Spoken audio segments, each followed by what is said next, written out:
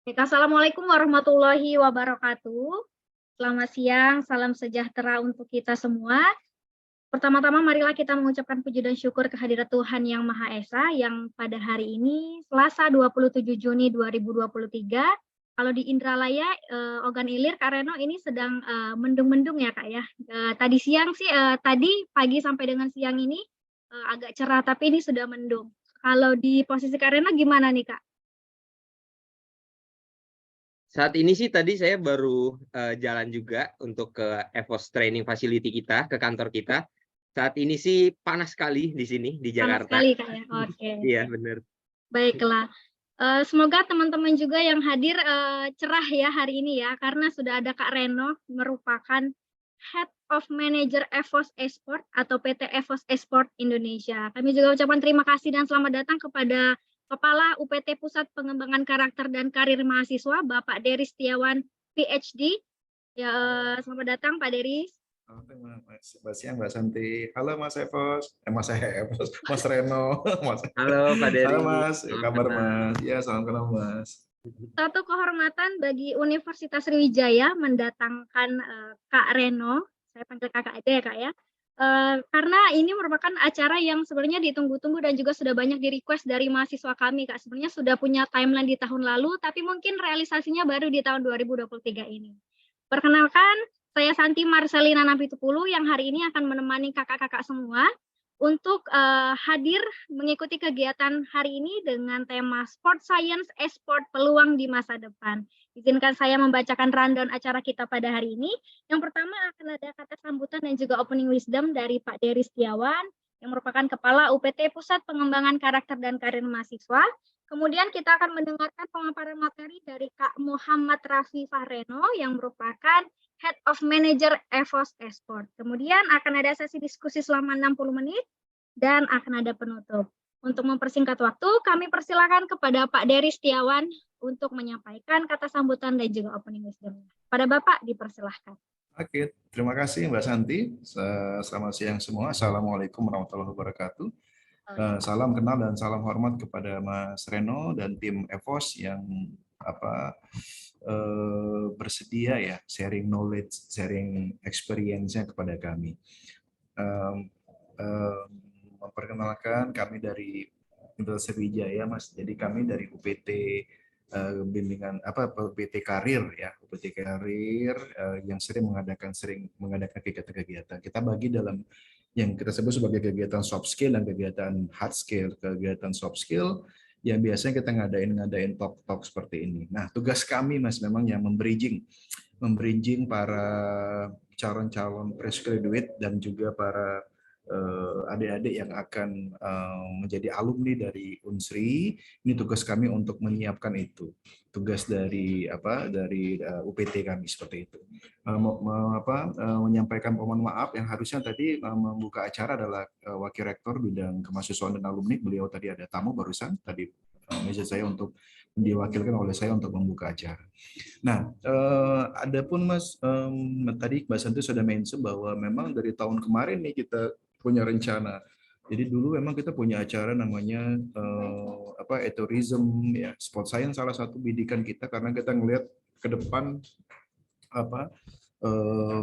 banyak akan lahir talenta dalam bidang kesukaan pemain games ya. Tapi sengaja mengundang Mas Reno untuk diberikan asupan dong ya, diberikan masukan, diberikan gambaran seperti apa opportunity-nya, seperti itu ya, opportunity yang mungkin orang di luar sono banyak berkonotasi lain ya, tapi apa dong ya kan, bagaimana memulai untuk bisa menjadi suatu opportunity. Saya bilang menjadi suatu opportunity. Beberapa waktu lalu juga kita mengundang para narasumber yang bicara tentang delivery masalah investasi, kita bicara tentang blockchain, kita bicara juga tentang bagaimana forex ya dan seterusnya untuk memberikan asupan kepada adik-adik ini bahwa seperti apa dunia investasi itu. Mungkin itu dari saya ya. Terima kasih kepada para mahasiswa. Oh iya Mas Reno, ini kalau melihat dari dari nickname-nya juga ada beberapa mahasiswa-mahasiswa di luar Unsri ternyata ini yang ikut juga bergabung dalam acara webinar pada siang ini. Jadi atas nama Universitas Sriwijaya, terima kasih mengapresiasi Mas Reno dan tim EVOS yang hadir pada siang ini, dan kepada adik-adik untuk duduk manis, melihat ya, menyerap ilmu yang materi yang diberikan oleh Mas Reno. Atas nama Wakil Rektor bidang kemahasiswaan dan alumni, acara resmi kami buka. Terima kasih Mbak Santi. Baik, terima kasih banyak Pak Deris, Kepala UPT Pusat Pengembangan Karakter dan Karir Mahasiswa yang hari ini sudah membuka secara resmi kegiatan Sport Science Esport Peluang di Masa Depan. Selanjutnya untuk mempersingkat waktu, langsung kami serahkan kepada yang sudah ditunggu-tunggu nih, ada Kak Reno. Silakan Kak Reno. Ya, halo semuanya. Assalamualaikum warahmatullahi wabarakatuh. Sebelumnya yang terhormat Bapak Deris Setiawan, sebelumnya terima kasih banyak atas undangannya, dan terima kasih juga untuk seluruh e-sports entusias yang ada di Universitas Sriwijaya, dan bahkan mungkin ada yang di luar dari Universitas Sriwijaya ya.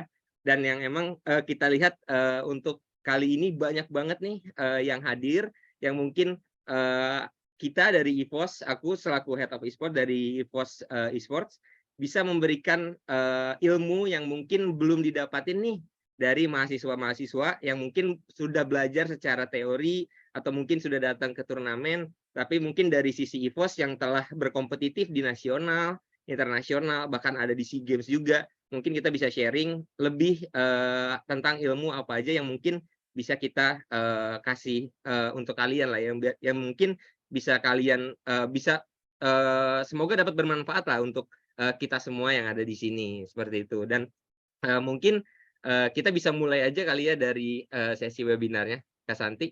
Mungkin untuk yang sharing ininya dari Kak Santi atau dari aku? Boleh, saya bantu share ya Kak ya. Ya.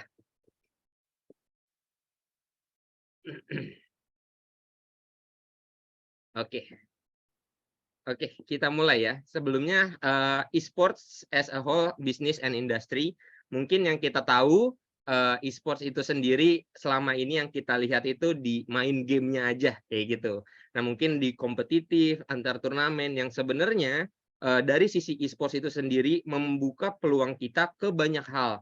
Contohnya dari sisi talent management, atau misalnya endorsement, atau mungkin dari sisi content creator, terus ada lagi main film, bahkan bisa juga mungkin hal-hal lainnya yang bisa dibilang sebagai e-sports nih, kita bisa connect kemanapun yang kita mau, sebenarnya seperti itu. Cuman balik lagi, apakah kita akan produktif, mau kemana nih arah kita? Kita udah harus set dulu tujuannya, mungkin di awal kita itu startingnya itu kompetitif dulu, kita besarkan branding nama kita dulu, seperti itu. Dan mungkin nanti ke depannya aku akan jelaskan, cuman yang akan aku jelaskan dulu mungkin lebih ke lebih ke pengenalan dari EVOS itu sendiri dulu kali ya.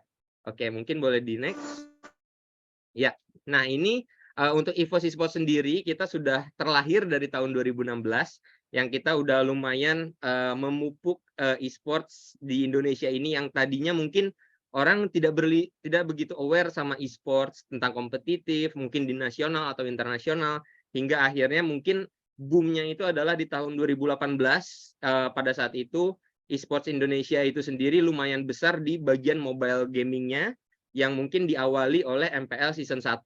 Itu mungkin bisa dibilang titik momentum, walaupun memang sebenarnya sebelum itu esports turnamen itu memang sudah ada, cuman bisa dibilang momentumnya itu belum nih di Indonesia, sementara di luar itu udah luas banget, esports itu udah sangat dikenal. Cuman memang di tahun 2018 itu di mobile gaming, salah satunya adalah MPL season 1, itu yang membuat EVOS ini semakin lebih meninggi lagi nih, semakin luas lagi. Dan bahkan sebenarnya kalau dari EVOS itu sendiri di tahun 2016, ketika kita baru awal lahir, kita itu dimulai dari divisi Dota 2.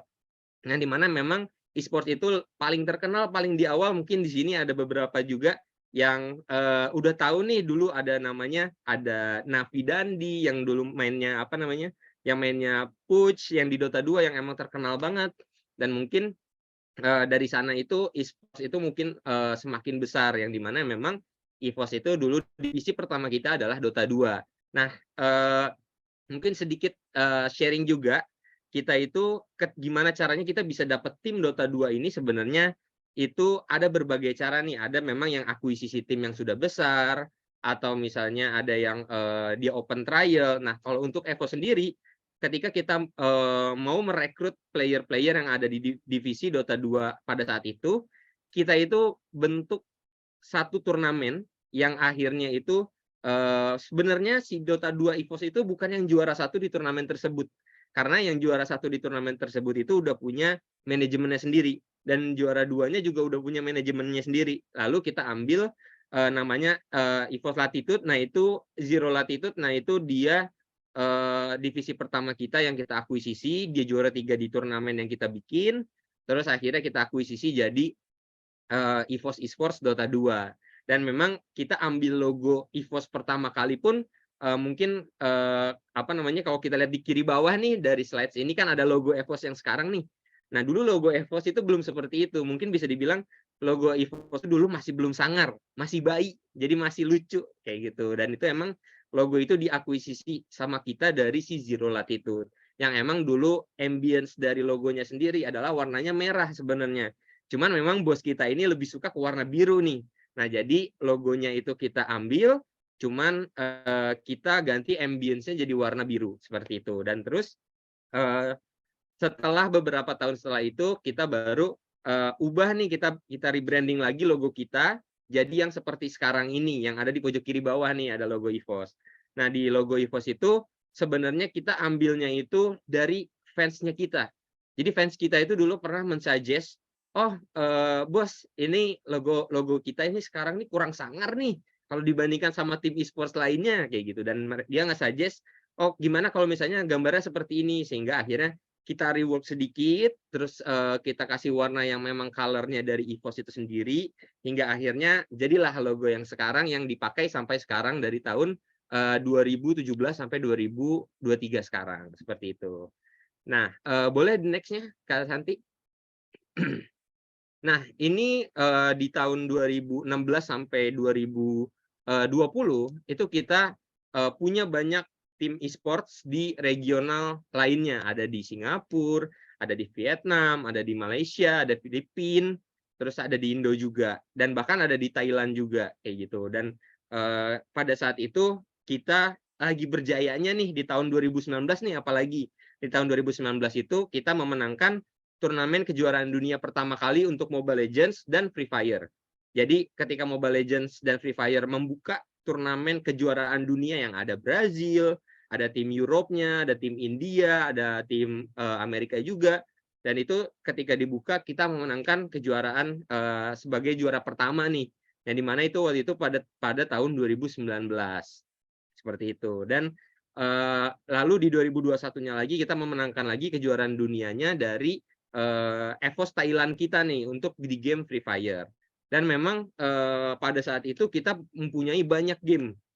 Ada Mobile Legends, PUBG M, Free Fire, LOL, AOV, dan bahkan sebelumnya kita juga punya Dota 2, terus ada Point Blank Ladies juga, AOV Ladies juga ada, terus ada CSGO, dan memang banyak lainnya lah pada saat itu. Dan mungkin kalau untuk sekarang di tahun 2023, karena memang kita melihat nih, oh market mana nih yang mungkin sekarang itu lagi berkembang banget, di mana ada beberapa memang scene e-sports juga ada yang bisa dibilang kalau orang e-sports itu bilangnya scene-nya udah mati. Jadi tim e-sportsnya udah nggak ada yang di sana, mungkin di sana hanya ada orang-orang dengan passion tertentu, dengan apa namanya tim-tim yang emang dari komunitas. Contohnya AOV itu di Indonesia tuh sempat besar banget.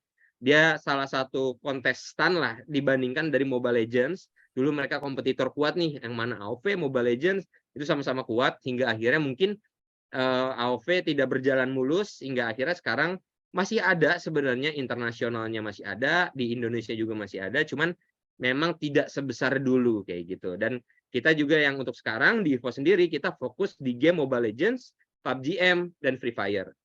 Untuk Mobile Legends sendiri kita punya 2 tim. Mobile Legends ada EVOS Legends, lalu ada EVOS Icon divisi 1 dan divisi 2. Lalu di Free Fire itu kita ada 1 tim untuk EVOS Divine. Lalu di PUBG M, nah kita kerjasama nih bareng sama Persija Esports. Pada saat itu Persija Esports itu dia hanya punya game Valorant, dan ketika mereka bekerja sama dengan kita, akhirnya mereka menutup game Valorant-nya dan fokus di PUBG M. Lalu di luar dari esports itu sendiri, seperti yang saya sudah bilang tadi, di esports itu sebenarnya bukan hanya untuk main game aja, tapi ada dari sisi talent side. Contohnya ada brand ambassador, ada sisi talent dari sisi fashion, dari sisi model, dari sisi apa namanya musikal, itu juga ada semuanya. Contohnya mungkin di Evo sendiri kita punya, bisa dibilang kita hire beberapa talent untuk menggait market-market yang bukan hanya gaming aja.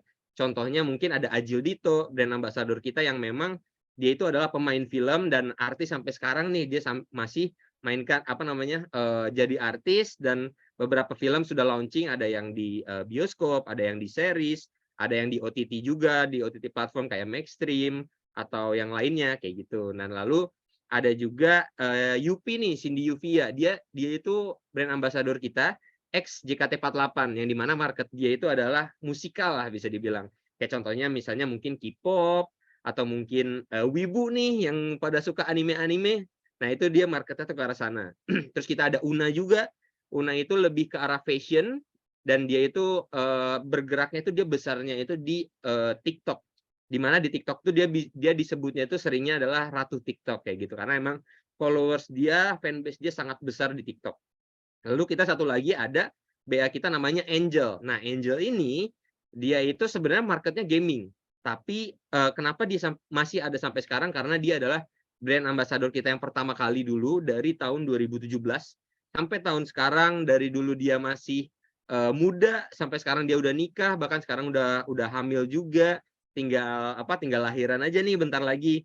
Dan itu Angel sampai sekarang dia masih ada di keluarga kita kayak gitu. Jadi bisa dibilang EVOS itu sendiri bukan hanya e-sports team, tapi kita adalah talent management juga, yang dimana kita itu marketnya tuh luas banget nih.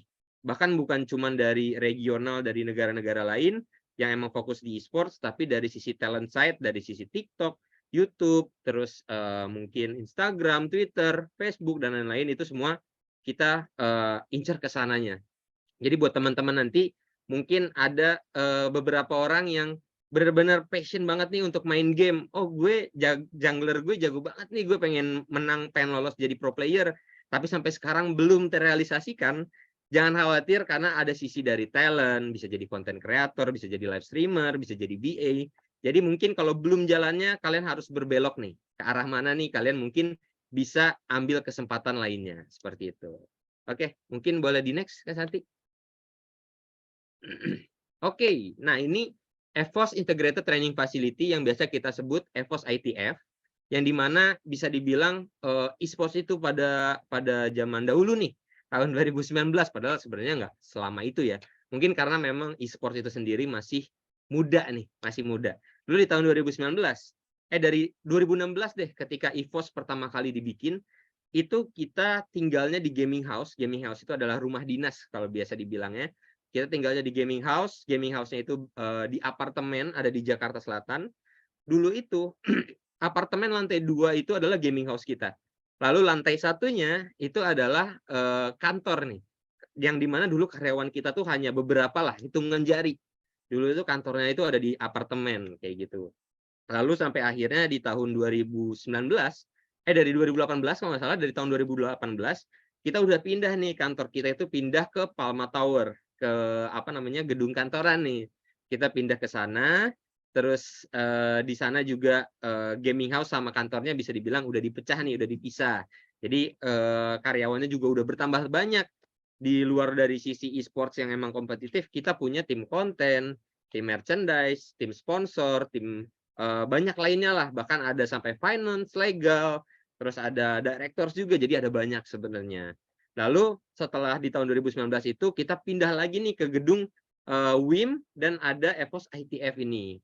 Nah, gedung WIM ini bisa dibilang dulu yang mungkin kita perusahaannya itu hanya ada satu, yaitu EVOS Esports, tapi kita berubah menjadi kita punya induk namanya ATTN atau Attention, yang dimana dia punya anak-anaknya nih namanya ada EVOS, ada WIM, ada Noctua, terus ada Pastry. Jadi yang dimana selain dari EVOS itu semuanya kantornya di WIM Building itu di Cipete.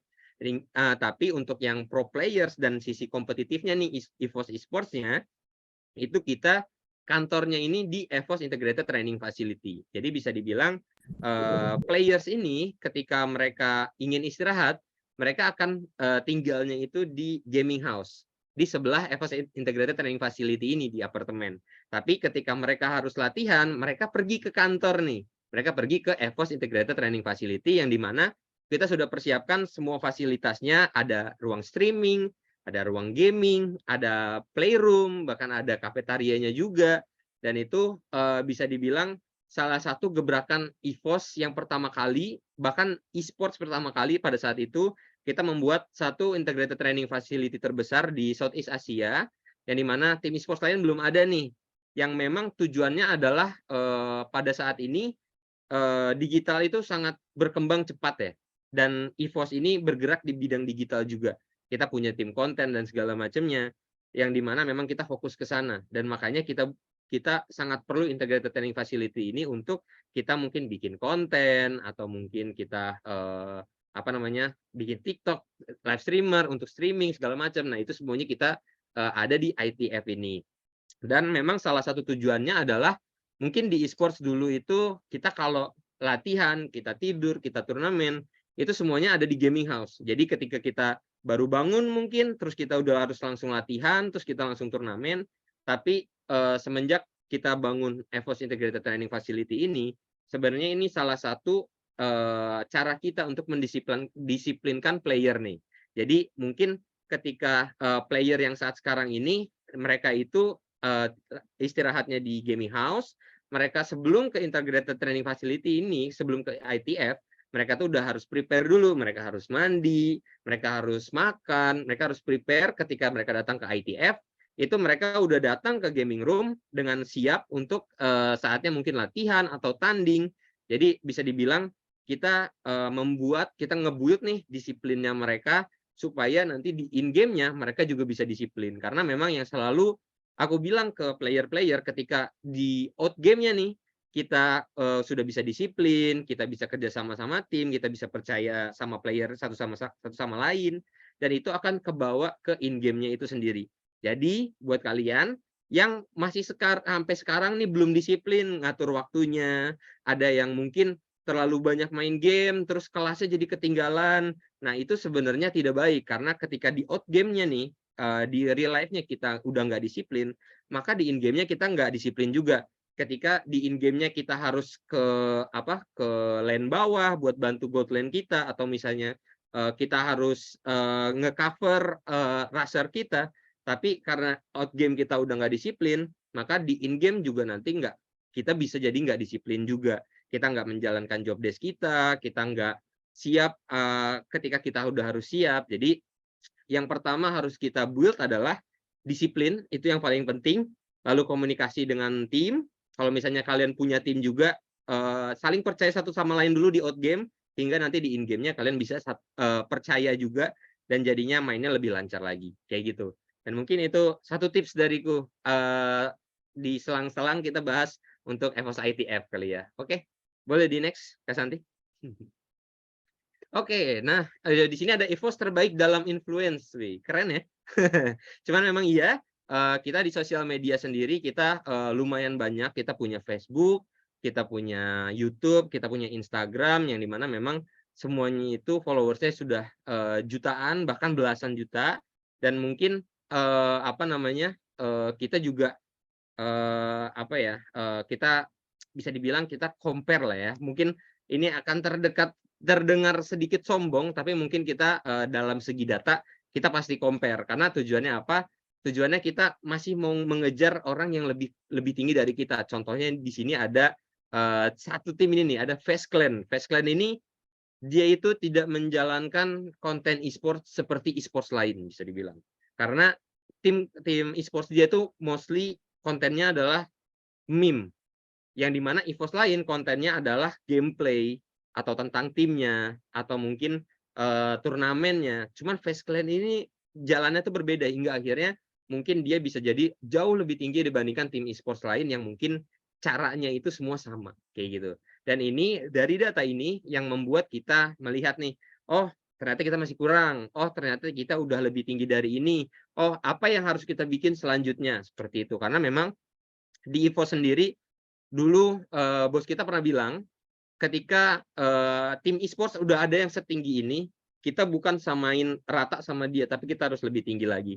Which mean berarti seperti Face Clan, salah satu panutan e-sports kita juga, kita harus membuat sesuatu out of the box lah bisa dibilang. Setiap tahunnya kita harus membuat sesuatu yang memang beda dari tim e-sports lain. Contohnya, mungkin di EVOS sendiri kita punya movie-movie yang kita buat berdasarkan dari perjalanan cerita player-player kita. Contohnya ada brand ambassador kita, gimana caranya dia dari awal, si Angel ini yang dulunya adalah seorang SPG, hingga akhirnya dia bisa masuk ke dunia e-sports. Terus ada juga Rasya Rashid yang masih umur, waktu itu masih umur 12 tahun, yang masih anak sekolah, kelas masih duduk di bangku SD, gimana caranya dia bisa menjadi seorang pro player di EVOS dengan bantuan keluarganya dan kakaknya. Nah itu semuanya kita membuatkan film, kita membuatkan movie bekerja sama bareng sama Maxstream. Dan itu mungkin salah satu perbedaan kita dari e-sports lain yang mungkin membuat kita jadi setinggi sekarang ini dibandingkan tim e-sports lain. Seperti itu. Dan itu memang tidak banyak sebenarnya tim e-sports yang berpikiran ke sana. Bahkan mungkin untuk sekarang e-sports orang mikirnya adalah, oh kita main game, kita menangin turnamen. Tapi di satu sisi, balik lagi di awal yang aku bilang, kita harus melihat atau membuka peluang lain di dunia e-sports ini sendiri, bukan hanya tentang kompetitif saja, kayak gitu. Bahkan di EVOS sendiri, kita punya merchandise yang memang selalu kolaborasi dengan lokal, bahkan kita nanti juga akan ada kolaborasi juga dengan salah satu anime. Nah, jadi itulah serunya dunia e-sports, kita bisa ngembang kemanapun yang kita mau. Tinggal gimana caranya kita fokus ke sana nih, kayak gitu. Nah, lalu selanjutnya ini ada sponsor kami yang pernah kerja sama-sama kita, dan mungkin untuk sekarang kita fokusnya ada di Axis, Popme, dan Yamaha. Cuman kita pernah kerja sama-sama Postman, pernah sama Link Aja, Tokopedia, terus pernah sama Visa, Tokped, Razer, Logitech juga pernah. Jadi walaupun mungkin ada yang datang, ada yang pergi, cuman kita selalu terbuka kolaborasi dengan brand-brand juga. Apapun yang nantinya harus kita deliverable ke mereka, contohnya mungkin, oh e-sports, dan kita kerjasama sama Yamaha, apa yang bisa kita bikin bareng sama Yamaha? Entah itu bikin motor dengan koleksi EVOS, dan emang sudah pernah ada, dan kita selalu deliverables konten bareng sama motor-motor Yamaha yang terbaru, kita selalu promoting, lalu ada Popme juga, lalu ada Axis, dan memang itu salah satu challenge kita nih, gimana caranya mungkin dari brand-brand ini bisa dikonekkan ke e-sports itu sendiri, yang mungkin bukan hanya kompetitif tapi di bagian lain dari sisi talent. Contohnya mungkin kita dengan Yamaha, tiba-tiba Yupi, brand ambassador kita dari XJKT48, dia tiba-tiba ada challenge untuk joget yang dimana tarian TikToknya ini harus diikuti sama beberapa fans ya, dari Yamaha itu sendiri yang ingin mendapatkan giveaway motor. Nah itu juga ada. Jadi itulah mungkin di luar dari kompetitif yang mungkin kalian juga harus tahu, kayak gitu. Oke, boleh di next Kak Santi. Oke, nah kita itu menjangkau lebih banyak lagi segmen audiens. Salah satunya adalah basket. Kita punya tim basket yang memang bergerak di profesional, yaitu di IBL, Indonesian Basketball League. Itu kita ada namanya EVOS Thunder, yang dimana bersaing dengan tim-tim kuat, tim-tim raksasa dari IBL yang memang punya investor dari bank, misalnya Bank Mandiri atau apa, dan itu sangat berkompetitif dan sangat susah sebenarnya. Cuman kita punya kita punya passion untuk membesarkan EVOS ini di Indonesia, bahkan lebih dari Indonesia, dan makanya kita akhirnya ambil tim basket EVOS Thunder kita ini. Dan di dalamnya ini kita juga punya punya player yang memang player asing, ada player lokal juga yang itu mungkin men-challenge kita nih, oh ternyata dunia basket itu seperti ini. Oh ternyata dunia e-sports dan basket itu ternyata bisa digabung loh.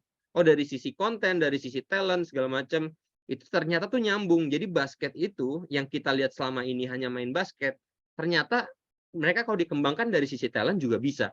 Dan itu mungkin apa namanya, salah satu challenge kita juga yang di non gaming audience itu gimana caranya mereka bisa lebih dikenal lagi, kita bisa dari sisi bisnisnya juga kita bisa sustain dan mungkin bisa ngejaga bahkan ngelawan tim-tim raksasa yang ada di IBL yang udah berjalan belasan tahun.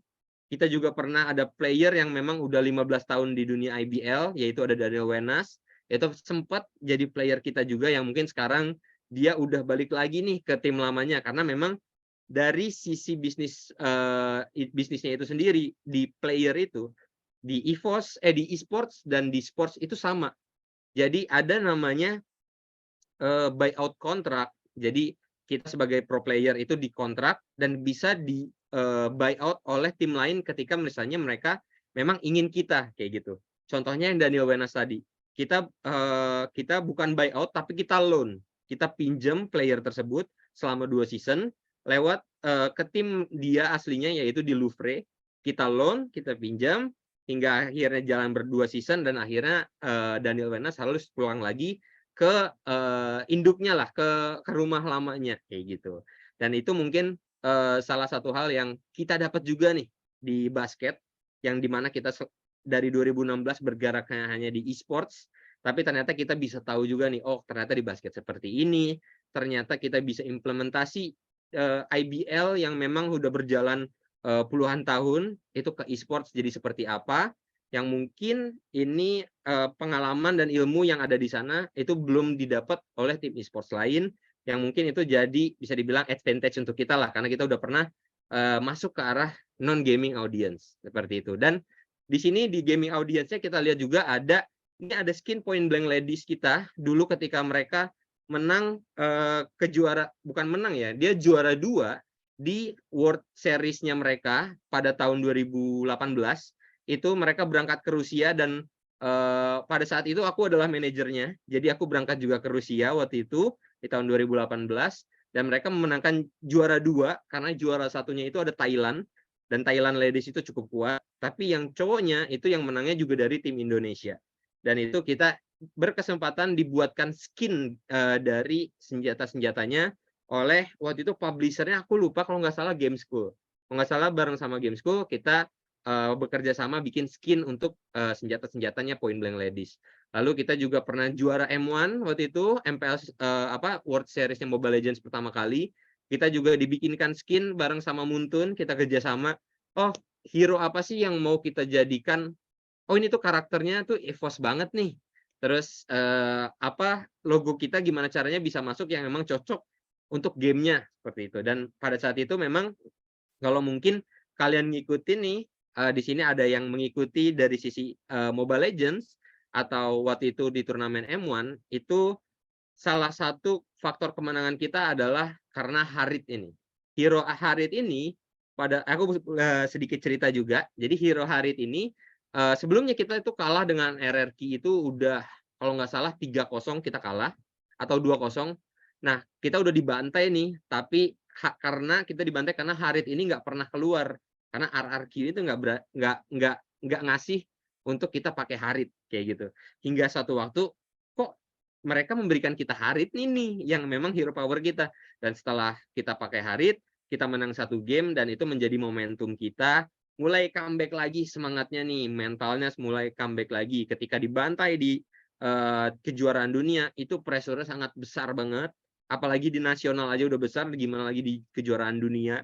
Satu dunia yang ada series Mobile Legends-nya pasti nonton dan itu lumayan sulit untuk membalikan mental, tapi ketika momentum itu kita dapat, itu titik balik kita bisa reverse swipe. Nah, jadi kita bisa balikan dan akhirnya kita menang di juara M1 seperti itu.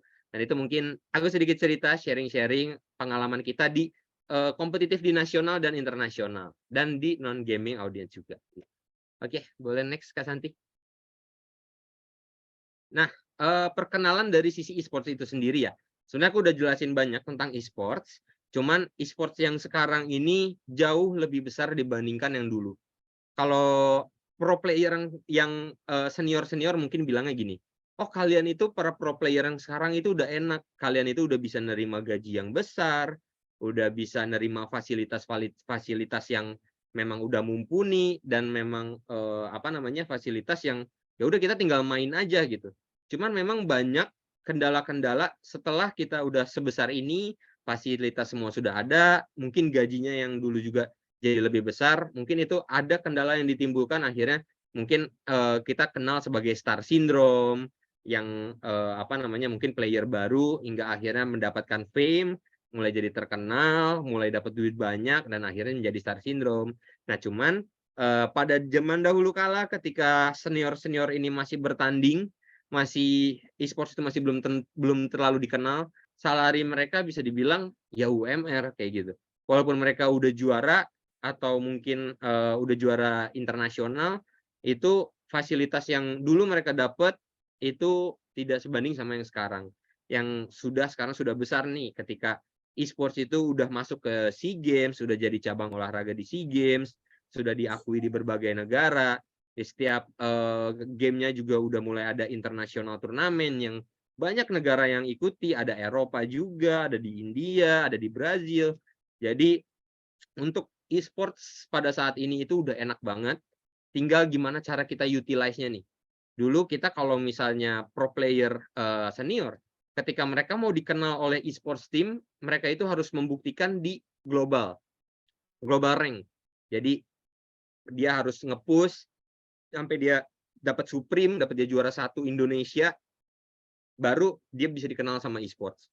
Sementara kalau sekarang kita bisa bikin konten, kita bisa dapat brandnya, dapat brandingnya, nama kita udah besar, kita deketin pro playernya dan masuklah ke tim e-sports. Nah, mungkin itu salah satu jalannya yang sekarang bisa dibilang dibukakan jalannya jadi lebih luas nih, banyak cara yang bisa kita jalanin yang mungkin harus kalian kulik sendiri kayak gitu. Karena kalau misalnya kalian dibimbing ke arah sana, dibimbing dalam artian dituntun nih, dan itu hasilnya nggak akan semaksimal kalau kalian memang berusaha sendiri hingga akhirnya nanti jadi pro player kayak gitu. Nah, mungkin itu perkenalan dari e-sports. Boleh next ya, Kak Santi? Oke, apa itu e-sports? Nah, e-sports itu sendiri adalah electronic sports yang mungkin bisa dibilang olahraga, walaupun kalau kita lihat mereka hanya duduk aja nih main dan tangannya yang bergerak, tapi itu salah satu olahraga juga karena memang apa namanya itu menguras mental fisik juga ternyata guys. Jadi apa namanya walaupun dia hanya duduk dan main game, tapi fisik itu nomor 1 juga sebenarnya kalau di e-sports, karena kita juga ada program untuk membuat tubuh kita lebih fit dan lebih maksimal lagi ketika turnamen, karena ada saatnya ketika match-nya itu lama, yang memang sengit, yang benar-benar menguras energi dan mental juga. Jadi itu kita harus udah bimbing dari ketika latihan sampai nanti ke turnamen kayak gitu. Nah, untuk apa namanya e-sports juga dikenal sebagai competitive gaming atau pro gaming yang memang e-sports itu sendiri itu luas. Ada yang bisa dibilang oh ini tuh profesional tim-tim e-sports, tapi ada e-sports juga yang memang mungkin tim komunitas yang memang belum seprofesional dari tim-tim e-sports sekarang yang udah bertanding di internasional berkali-kali. Cuman itu masih disebut e-sports juga sebenarnya kayak gitu. Yang mungkin nanti kedepannya nih dari pemerintahan Indonesia itu ada program yang cukup seru namanya Liga Nasional yang hari ini akan announce juga press con-nya yang bisa diikuti oleh seluruh entusias e-sports di Indonesia. Mungkin dari perwakilan dari Universitas Sriwijaya juga bisa datang ke sana. Terus apa namanya bisa berkompet juga sama tim e-sports yang ada sekarang, dan itu yang akan seru banget nih e-sports scene di Indonesia nanti ke depannya kayak gitu. Oke, next ya. Nah, kondisi e-sports global mungkin bisa dibilang karena memang semakin lama e-sports itu semakin besar. Bahkan e-sports itu bukan lagi cuma game aja, tapi ada entertainment-nya. Dan jadi akhirnya sampai sekarang e-sports itu masih terus menaik, belum menurun, karena kalau kita lihat juga salah satu contohnya atau faktanya adalah dulu e-sports itu belum dikenal sama sekali sampai akhirnya kita udah ada di SEA Games sebagai cabang olahraga. Jadi bisa dibilang kita tuh masih tumbuh, masih kecil, belum besar, belum tua. Jadi masih banyak yang bisa kita jelajahi lah di dunia e-sports ini. Seperti itu. Next-nya. Nah, untuk di Esports Indonesia sendiri itu untuk gamersnya itu lumayan banyak dibandingkan sebenarnya dari esports audience-nya. Contohnya mungkin kalian punya teman-teman yang main game tapi mereka nggak melihat nggak nonton esports-nya. Cuman memang ada juga yang main game terus ngikutin dari esports scene-nya kayak gitu. Cuman dari Bapak Jokowi kita juga pernah bilang kalau kita bangun ekosistem untuk melahirkan atlet e-sports tingkat dunia yang memang sekarang itu kita udah banyak achievement dari Indonesia itu sendiri yang sudah kita punya mungkin di berbagai tim e-sports atau bahkan mungkin di PBSI itu sendiri dari pemerintahan e-sports Indonesianya. Itu udah banyak achievement-nya dan salah satunya mungkin ini pernah di SEA Games 2019 selain dari M1 tadi, tim Mobile Legends kita juga mendapatkan silver medal, yang dimana playernya itu sendiri adalah player dari pemenang M1 kita itu waktu itu, kayak gitu. Dan ini menjadi suatu kebanggaan ketika momentum pertama kali 2019 e-sports itu dikenal dan semakin besar di Indonesia, kita bisa membawa at least silver medal nih.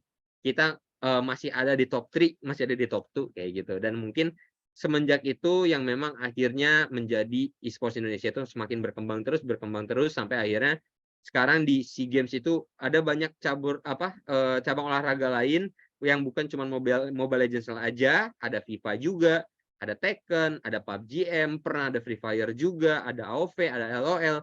Jadi e-sports itu banyak dan luas sekali sekarang, yang sekarang itu masih berkembang lebih tinggi lagi kayak gitu. Oke, next-nya. Oke, nah ini ekosistem di e-sports ini sendiri.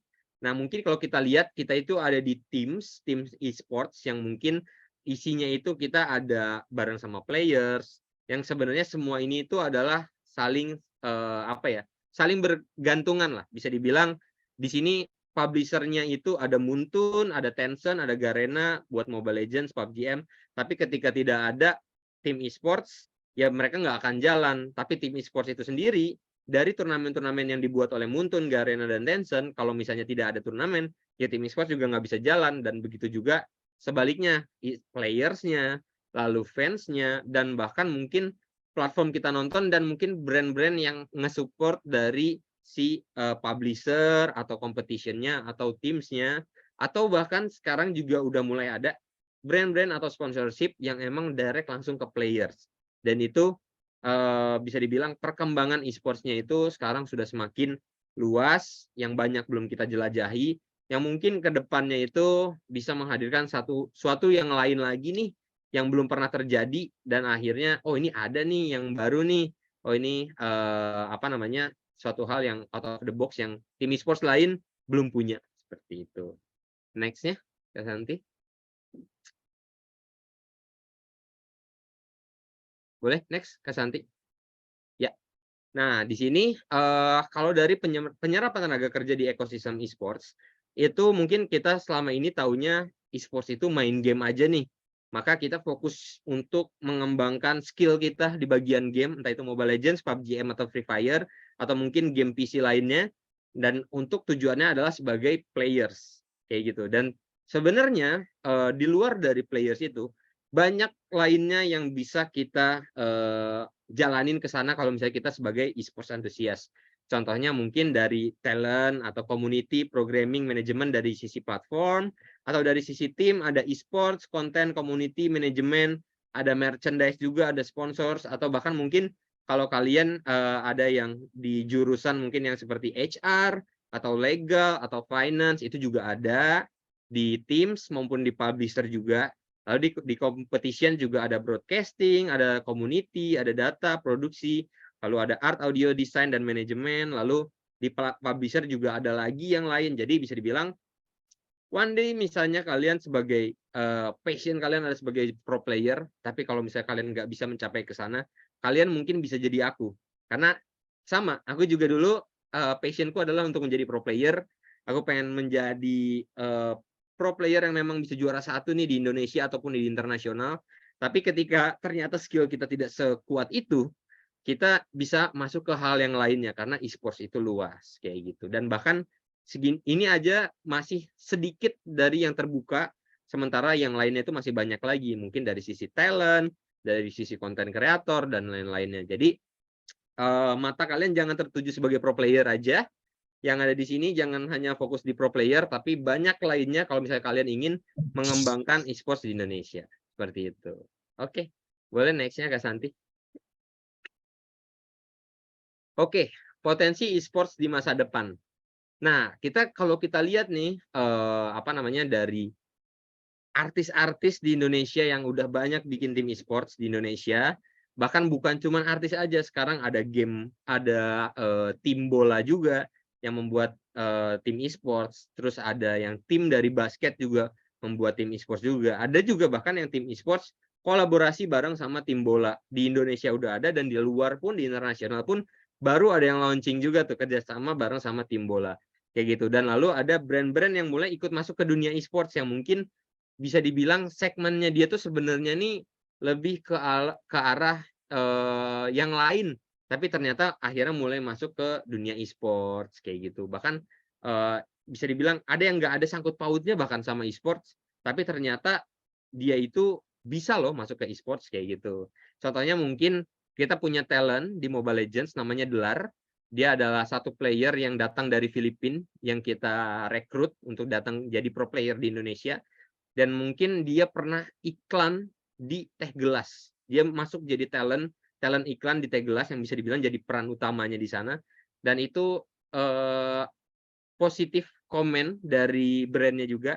Mereka bilang katanya, oh kok ini fanbase-nya besar banget ya? Kok komennya positif banget ya? Dan ternyata Teh Gelas yang tidak ada hubungannya sama e-sports bisa dibilang itu ternyata bisa loh buat kerjasama bareng sama kita. Yang mungkin brand-brand lain di sana yang belum kerjasama sama e-sports, mungkin suatu saat nanti mungkin bisa ada di dunia e-sports kayak gitu. Dan lalu e-sports juga merambah ke dunia entertainment bisnis. Contohnya ada dari YouTube, talent agency, lalu ada Twitch juga untuk streamer, lalu ada juga mungkin Maxstream yang dari OTT platform biasa kalian misalnya nonton kayak kayak Netflix segala macam kayak gitu. Itu juga e-sports juga bisa masuk ke arah sana kayak gitu. Oke, next-nya Kak Santi. Oke, tantangan di industri e-sports yang memang selalu ada dari dulu sampai sekarang sebenarnya. Nah, salah satunya yang paling pertama itu adalah stigma negatif perihal game dari masyarakat.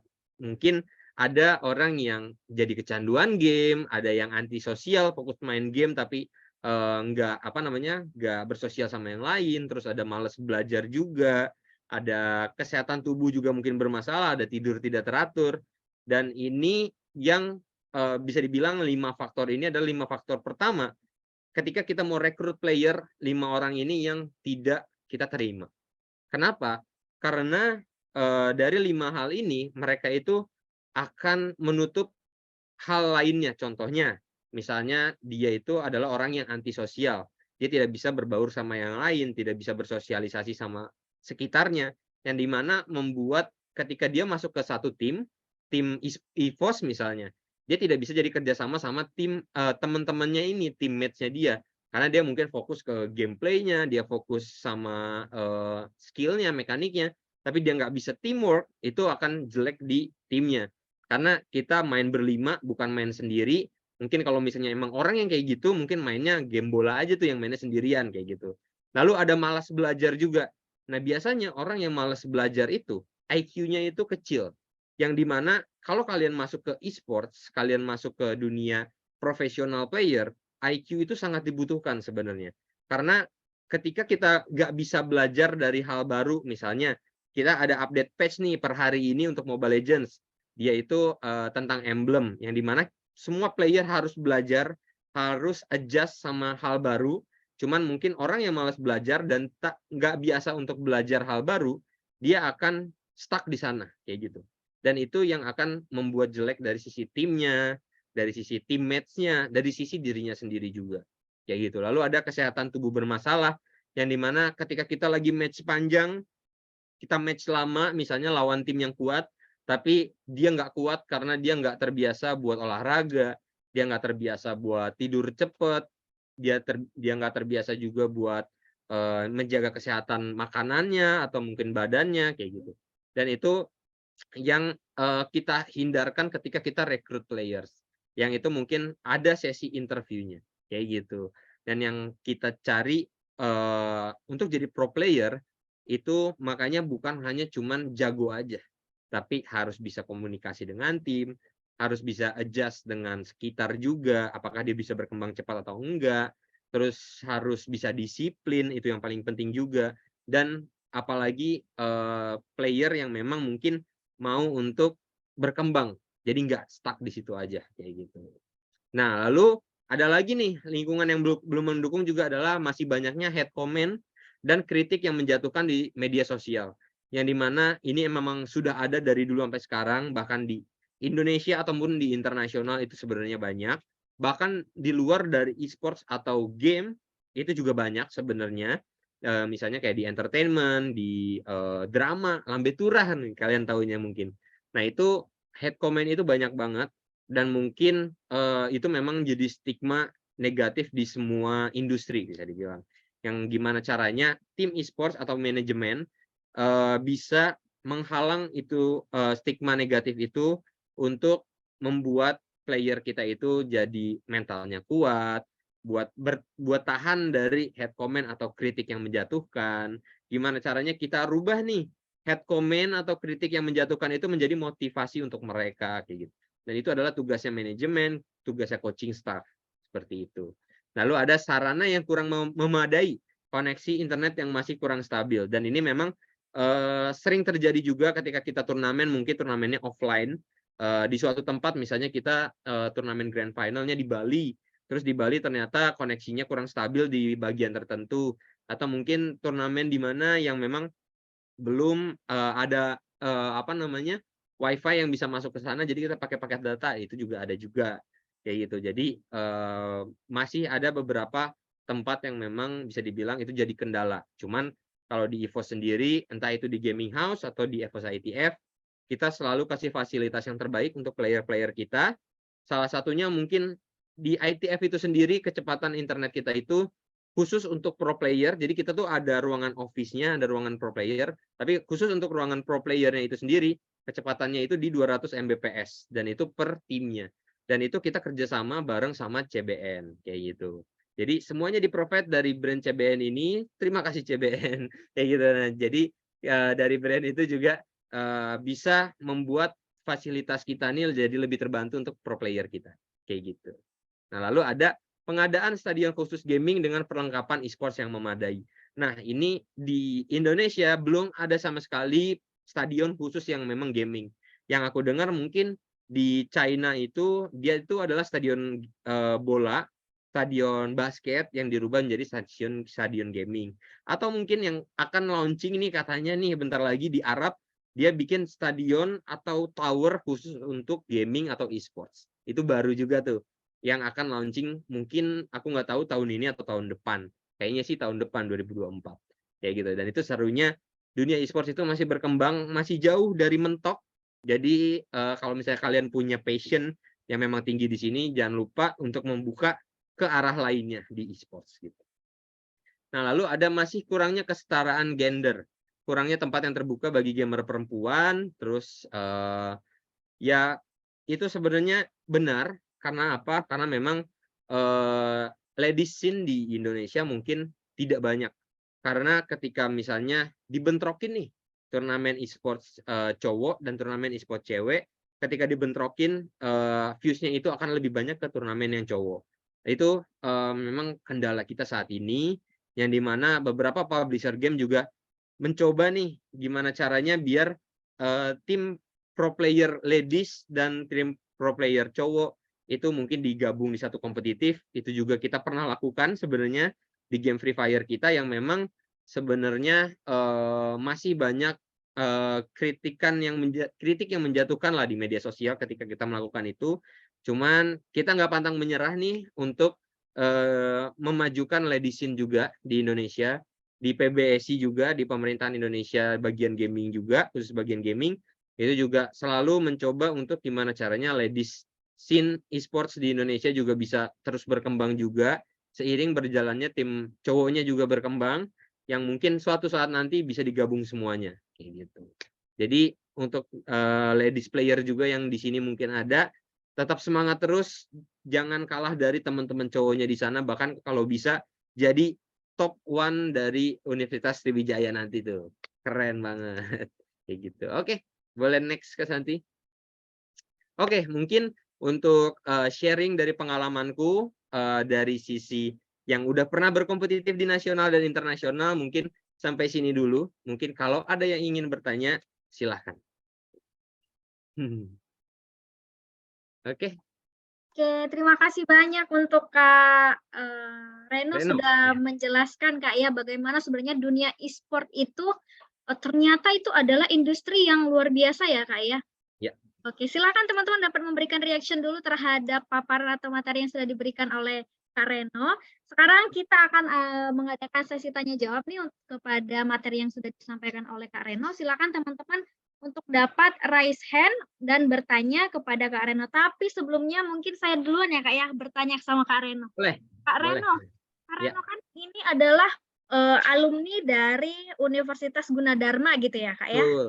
Dengan predikat ataupun gelar bachelor's degree sarjana komputer gitu ya Kak ya. Ya, nah, betul. Biasanya nih Kak, kalau jadi lulusan sarjana komputer itu kan langsung Kak ya sudah tahu gitu, pasti di belakang layar gitu Kak ya. Kenapa Kak Reno memilih pilihan karirnya adalah di dunia e-sport Kak? Tidak seperti teman-teman yang lain misalnya di belakang layar gitu ya, kerja di perusahaan. Silakan Kak Reno. Oke. Nah, jadi kebetulan pada saat itu sebelum aku lulus bahkan itu aku ikut part time nih. Aku tuh seneng banget orangnya tuh aktif di organisasi, di mungkin part time kerjaan yang memang mengatur schedule dengan kuliah aku juga kayak gitu. Dan mungkin pada saat itu aku juga punya teman di dunia e-sports yang dia itu sebagai bisa dibilang IO untuk si MPL season 1 itu di turnamen Mobile Legends pada waktu itu. Dan aku coba nih approach dia, boleh nggak nih aku ikut di IO-nya untuk aku handle bagian turnamen di Mobile Legends pertama pada waktu itu. Dan kebetulan pada saat itu aku di-approve nih sama dia. Dan mungkin mungkin karena skillku yang mungkin udah sering berorganisasi, terus mungkin sering part time juga nih kemana-mana, aku punya banyak relasi juga. Dan akhirnya mungkin walaupun aku sarjana komputer yang mungkin fokusnya adalah di ilmu komputer, cuman aku punya skill di luar dari itu, yaitu mungkin manage people atau mungkin cara komunikasi, yang setelah itu dilihat oleh temanku ini, akhirnya kamu cocok nih untuk jadi manajer tim di EVOS, tapi khusus untuk di MPL pada saat itu. Nah, lalu aku ditaruh lah nih di manajer tim untuk LO untuk MPL season 1 pada saat itu. Dan hokinya aku adalah pada saat itu memang EVOS lagi open hiring untuk jabatan manajer di full time di EVOS itu sendiri. Dan setelah aku handle EVOS beberapa kali, akhirnya dari head of esports sebelumnya itu dia reach aku untuk mengajak untuk jadi manajer esports di EVOS pada waktu itu untuk megang tim Mobile Legends. Dan itu pada saat itu aku semester akhir sudah sudah tinggal nunggu wisuda. Jadi aku gabung ke sana sebelum lulus, dan akhirnya aku coba nih dari manajer tim, kira-kira aku bisa nggak nih mengembangkan skillku yang di luar dari komputer. Dan ternyata bisa, dan sampai sekarang aku sebagai head of esports yang bisa dibilang kerjaannya nggak banyak menghandle komputer lah, programming segala macam. Cuman mungkin berdasarkan dari pengalamanku, dari apa yang udah aku kerjakan sebelumnya di organisasi atau mungkin di part time kerjaan lain, dan mungkin yang aku dapat dari ketika aku ngampus dulu nih, mungkin dari kerja kelompok atau apa yang memang membutuhkan skill komunikasi, presentasi, dan itu akhirnya membawa aku sampai ke sini. Yang dimana memang mungkin ketika aku sekarang menjabat sebagai head of esports, yang aku harapin sebenarnya kalau misalnya aku lulusan dari bisnis atau mungkin dari hubungan internasional, mungkin itu akan lebih kepake nih, yang dimana mungkin itu nanti adalah next step aku mungkin untuk ngambil S2 itu ke arah sana kayak gitu. Oke, berarti tetap ya Kak ya, menurut Kak Reno tuh pendidikan, apalagi Kakak barusan bilang bahwa Ya. mengambil S2 tuh juga tetap menjadi jalan untuk Kak Reno ya, walaupun berkarir di luar Ya. dari karir yang relate gitu dengan jurusan Benar. gitu ya Kak ya? Betul, karena mungkin kenapa aku bisa sampai tahap ini sementara jurusanku adalah sistem komputer, dan mungkin karena aku mau berkembang, karena aku pengen belajar nih, oh sebagai head of esports itu nggak ada urusan sama komputer, tapi ternyata aku bisa nih. Cuman memang bisa dibilang potensial aku itu belum 100% di sini karena aku belum belajar dari sisi bisnis, dari sisi yang lain yang memang 100% bisa lebih mengeluarkan lagi nih kalau misalnya aku udah belajar ke arah sana kayak gitu. Jadi walaupun kita beda jurusan, apa yang aku handle dengan apa yang aku pelajari dulu, tapi kalau kita mau berkembang, kita mau belajar ya semua pasti bisa kok kayak gitu. Oke, baik, terima kasih banyak Kak Rena. Silakan untuk ada yang sudah raise hand, ada Kak Kevin dari Universitas MDP. Wah, silakan Kak Kevin. Oke, selamat siang untuk Kak Owner yang merupakan Head Manager dari EVOS, di mana di sini saya Kevin Hadianto dari Universitas MDP, jurusan akuntansi ingin bertanya Kak. Tapi sebelum itu sedikit info kalau saya adalah salah satu anggota dari bagian EVOS FEM di Sumatera Selatan. Wow, terima kasih udah Nah, di gabung. sini saya sama-sama. Nah, di sini saya punya 2 pertanyaan nih Kak. Untuk Ya. EVOS Link sendiri itu apa enggak ada tambahan player, Kak? Karena ya kayak kita ketahui kan kalau Ci Acip atau Kak Tika itu udah lama banget tuh di EVOS. Ya. Nah, apa enggak ada tambahan tuh untuk anggota member-member untuk EVOS Links? Dan pertanyaan kedua, di season 12 ini nih, apakah ada kejutan yang luar biasa dari EVOS? Oke. Oke. Sekian, Oke. dan terima kasih. Aku langsung jawab Kak Santi atau ditampung? Siap, silakan Kak. Langsung jawab aja ya. Dijawab, iya. Oke, sebelumnya terima kasih Kevin karena udah bergabung di EVOS FEMS di Sumatera ya tadi ya. Karena memang EVOS FEMS kita tersebar di manapun dan mungkin kita juga ada emang bisa dibilang official member dari EVOS FEMS kita juga, dan mungkin salah satunya adalah Kevin di sini. Sebelum terima kasih sama pertanyaannya, 2 pertanyaannya. Wih, udah pakai jersey nih ya. Udah siap datang ke Jakarta berarti nonton turnamen. Oke, pertanyaan pertama mungkin dari EVOS Links atau mungkin yang belum tahu di sini kita punya tim Mobile Legends Ladies yang dimana mereka berkompetitif di setiap turnamennya nih. Nah, cuman untuk saat ini kompetitif ladies kita ini sedang vakum dulu nih karena mungkin e-sport scene ladiesnya juga lagi nggak banyak, lagi belum official yang memang dari MPL atau dari Muntun itu belum dikeluarkan seperti itu, dan makanya bisa dibilang sekarang ini untuk tim EVOS Links itu masih di hold dulu. Jadi kita belum jalankan dulu, belum di online-kan dulu si EVOS Links-nya. Sementara beberapa playernya itu pindah ke tim esports lain apabila mereka ada yang mungkin mereka ingin tetap berkompetitif di turnamen-turnamen selain dari official dari Muntun kayak gitu.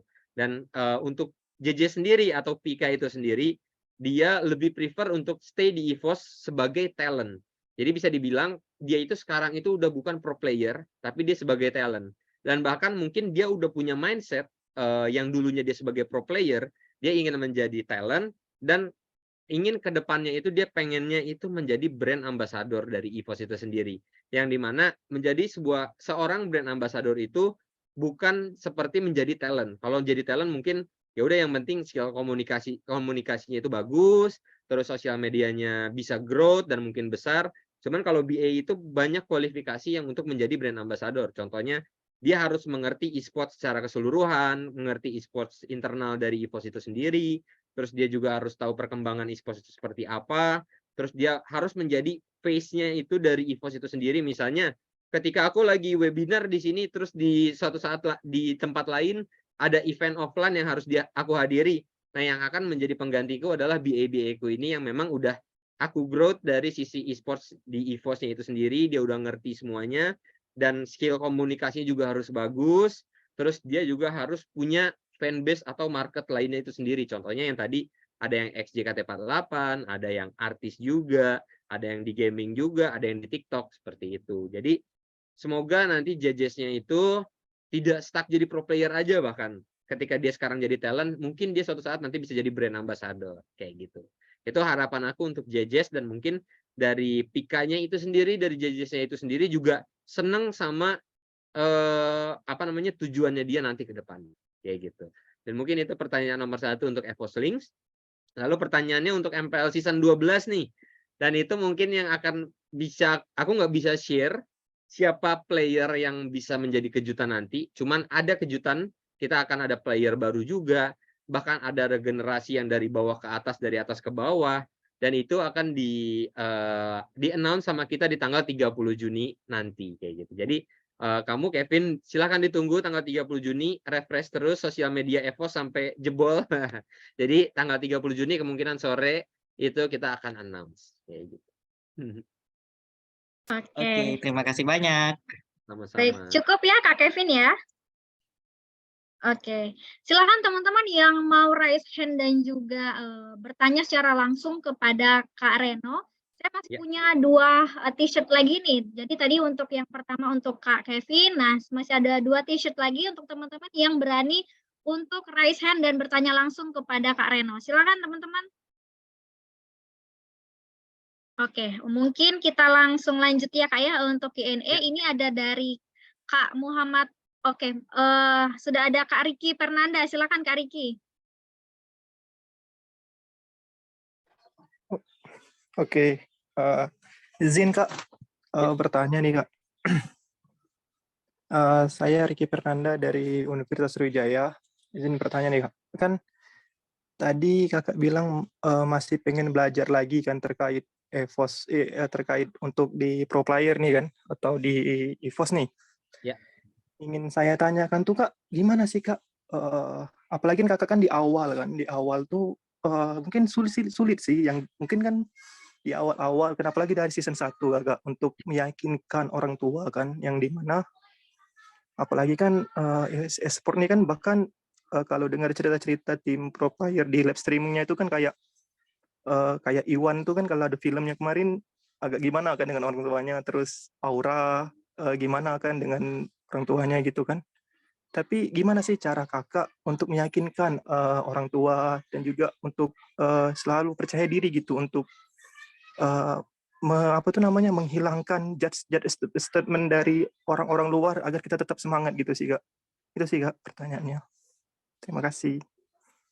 Oke, aku langsung jawab ya Kak Santi ya. Siap, langsung Kak.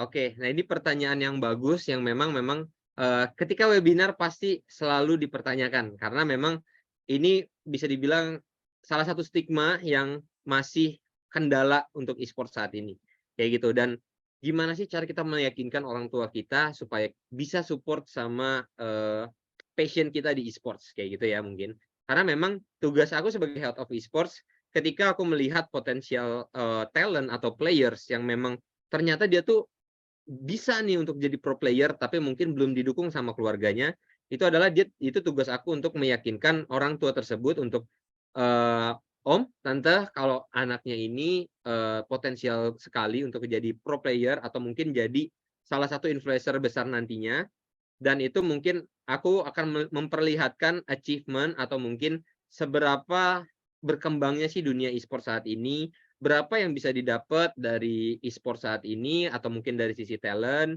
apa aja yang bisa dibuka nih peluang ketika tercemplung ke pro player ini. Dan itu yang akan aku jelaskan ke orang tua player. Ketika memang kita scouting, ternyata playernya itu mau untuk masuk e-sports, udah coba trial dan ternyata kuat banget, tapi dari keluarganya belum support, yang memang itu terjadi banyak sekali ke pro player. Contohnya, salah satunya adalah player kita yang masih sekolah, tadi ada aku sebutkan namanya Rasya Rashid, dia umur 12 tahun, masih SD, sekolah SD juga, dia juga sebagai content creator di YouTube, dan memang pada saat kita melihat potensial dia untuk menjadi pro player walaupun masih umur 12 tahun, itu kita lihat juga kebutuhan dari Rasyahnya itu sendiri. Nah, kebutuhannya saat itu adalah sekolah, lalu harus dibimbing sama keluarganya, harus ngobrol sama orang tuanya langsung di Makassar. Nah, ini yang agak tricky dan mungkin ini adalah tugasnya manajemen, atau mungkin ketika kalian belum masuk ke manajemen atau misalnya kalian masih mencoba sendiri nih ke orang tua kalian gimana cara bisa meyakininnya.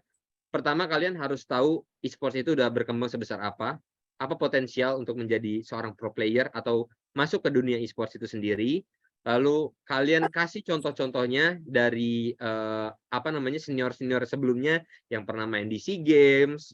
Terus mungkin kalau dari sisi konten kreator dari Just No Limit yang sekarang udah punya Ferrari, punya Lamborghini, terus gimana cara bisa mencapai ke sana.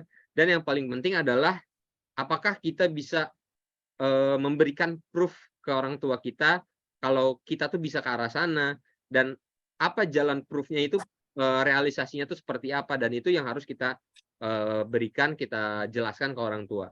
Jadi setiap orang tua itu nggak akan mau anaknya itu untuk mungkin stuck atau mungkin menurun. Pasti inginnya tuh lebih tinggi dari bahkan orang tua itu sendiri kayak gitu. Jadi ketika kita cuman bilang, "Oh, Mah, Pak, aku pengen jadi pro player." Mama papamu nggak akan tahu apa itu pro player. Nah, tugas kamu adalah menjelaskan itu, membuka mata mereka peluang apa aja yang bisa diambil, contohnya seperti apa, dan jalan kamu untuk produktif ke arah sana yang emang bisa mencapai itu seperti apa. Semua harus benar-benar jelas, dan mungkin kalau misalnya memang masuk ke manajemen, apa yang di-provide dari manajemen. Contohnya Rahasia itu dia sekolahnya yang tadinya masih SD, sekolahnya offline di Makassar, kita sekolahkan online, terus kakaknya juga ikut ke Jakarta, terbang ke Jakarta, stay di gaming house bareng sama Rahasia juga.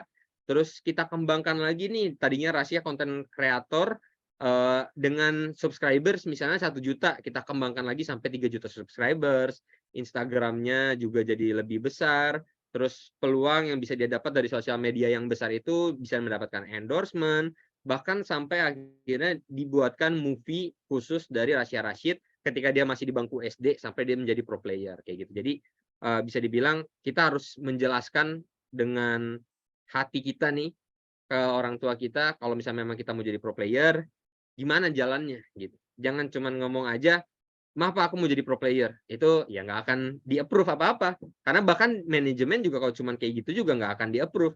Kecuali misalnya, "Maaf Pak, aku pengen jadi pro player, aku udah memenangkan Piala Presiden 2023," misalnya.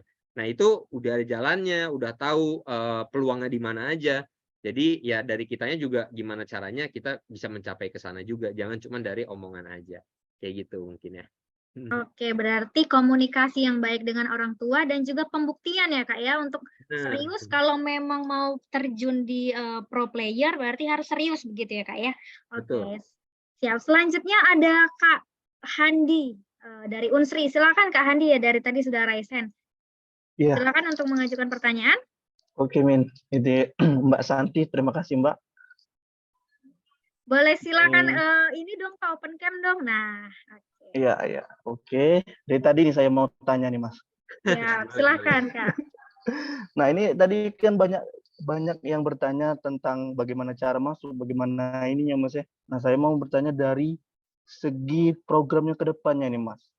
Ke depannya dari tim EVOS ini, apakah bakal ada buka pelatihan atau sekolah kayak itu? Nah, kayak sekolah untuk melahirkan pro player di Indonesia nih, Mas. Kan seperti yang kita lihat kan kalau di Korea Selatan itu sudah ada tuh sekolah-sekolahnya kan. Nah, berhubungan saya juga ngajar kan ini, melihat anak-anak di SMA itu kan sekarang banyak yang tertarik tentang game-game lagi Mobile Legends nih, Mas ya.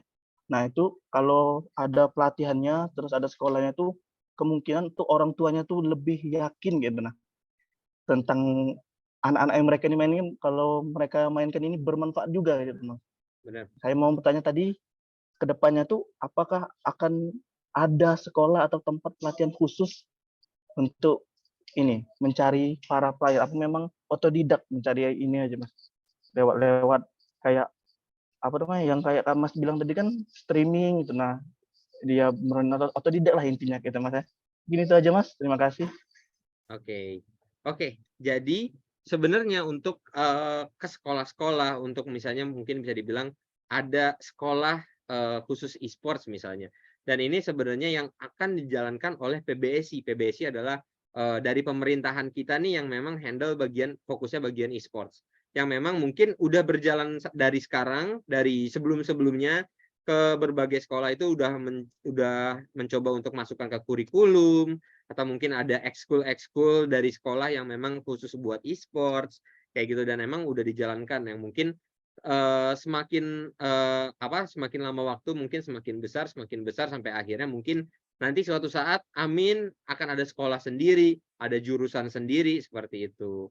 Mungkin itu tugasnya adalah dari PBSI. Cuman dari IVO sendiri kita dengan kerjasama sama Unsri, Universitas Sriwijaya dan universitas lainnya juga, itu juga cara kita untuk membuka peluang untuk mahasiswa itu untuk bisa masuk ke dunia e-sports dengan cara mungkin aku sharing pengalaman, sharing mungkin knowledge yang aku punya juga, dan mungkin ada kerjasama lainnya atau program lainnya juga bareng sama nanti sama Universitas Sriwijaya dan yang lainnya seperti itu. Dan mungkin dari pemerintah sendiri juga udah membuka satu jalannya, yaitu Liga Nasional. Nah itu juga nanti bisa dari mahasiswa juga ikut ke sana berkompet dengan tim-tim e-sport seperti itu juga akan bisa.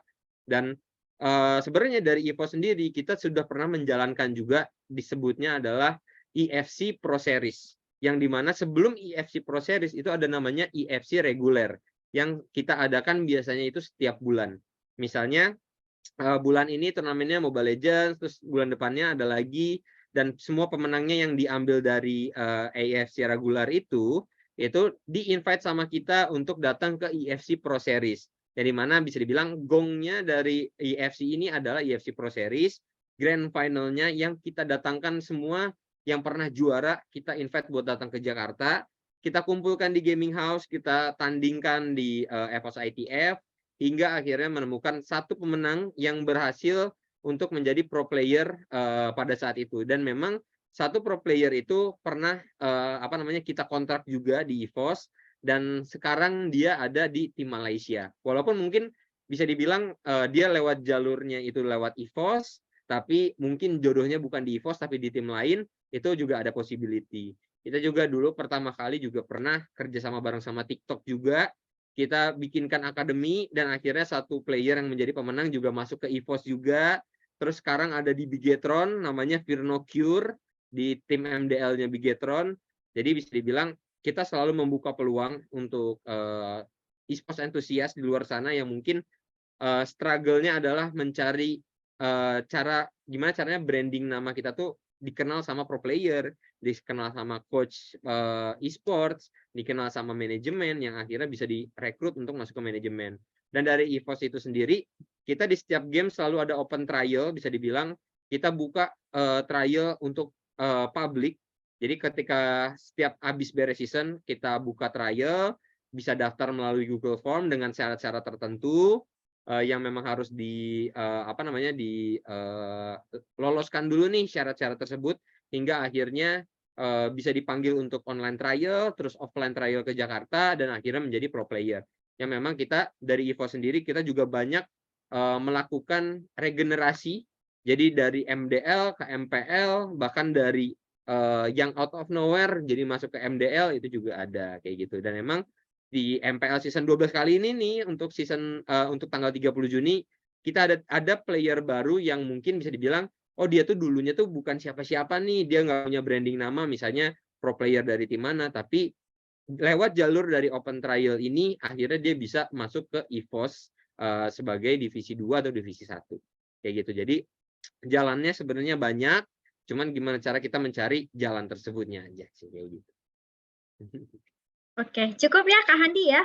Berarti sebenarnya upaya dari pengenalan dan juga bagaimana e-sport ini dikenal tuh sebenarnya sudah banyak ya, termasuk Kak Reno ini roadshow ya Kak ya, ini di berbagai universitas, kemudian juga melakukan berbagai macam pertandingan persahabatan mungkin seperti itu Kak ya. Dan juga tadi ada kegiatan-kegiatan yang bekerja sama dengan platform besar. Nah, itu juga mungkin menjadi salah satu kegiatan yang bagaimana mengenalkan e-sport ini kepada masyarakat, terutama kepada Bapak dan Ibu gitu ya Pak ya. Oke, selanjutnya ada dari Kak Farhan dari Teknik Mesin. Kak ini bertanya bagaimana menjaga keseimbangan antara e-sport dan kehidupan sehari-hari. Mungkin dalam konteksnya ini adalah dalam konteks sebagai mahasiswa nih Kak. Ada kuliah, ada kelas, dan juga bermain e-sport. Dan juga kalau misalnya kalah, ini gimana Kak mengatasinya? Apakah langsung mental breakdown atau dari tim Eva sendiri ada konselor atau ada peer teaching gitu Kak untuk mengatasi atlet-atlet yang mengalami kekalahan? Silakan Kak. Oke. Nah, di sini ada 4 pertanyaan yang aku akan bahas satu persatu. Dari nomor satunya itu mungkin keseimbangan antara kegiatan e-sport dan kehidupan sehari-hari. Mungkin biar gampang aku ambil contohnya tadi dari Rasya Rashid yang memang masih umur 12 tahun nih. Dia itu waktu itu masih sekolah yang akhirnya sekolah offline, akhirnya berangkat ke Jakarta untuk sekolah online. Yang memang kita atur waktunya supaya tidak bentrok dengan latihan dan turnamen kayak gitu. Jadi mungkin Rasya itu aku jelasin juga schedule dia sehari waktu itu. Pertama, dia bangun pagi. Ketika dia bangun pagi terus dia sekolah online. Lalu siangnya itu jam 11-an dia udah selesai sekolahnya.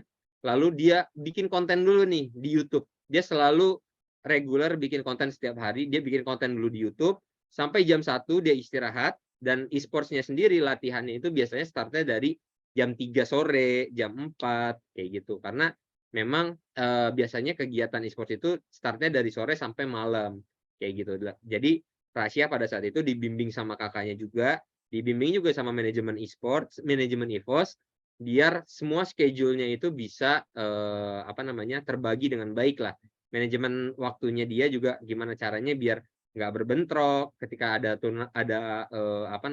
ujian, ya dia ujian dulu, kita ganti ke player cadangan kayak gitu. Jadi sebenarnya kalau misalnya waktu itu gimana cara kita memanajemen waktu kita sendiri, dan gimana cara menyelesaikannya aja, solusi masalahnya itu gimana kayak gitu. Dan mungkin untuk pertanyaan nomor 2 tadi apa ya Kak Santi ya? Bagaimana di tim Kakak untuk mengatasi kekalahan gitu Kak? Oke. Kekalahan atau tantangan dalam permainan memang ketika kita gabung ke dunia e-sports itu tidak segampang kita di tim komunitas.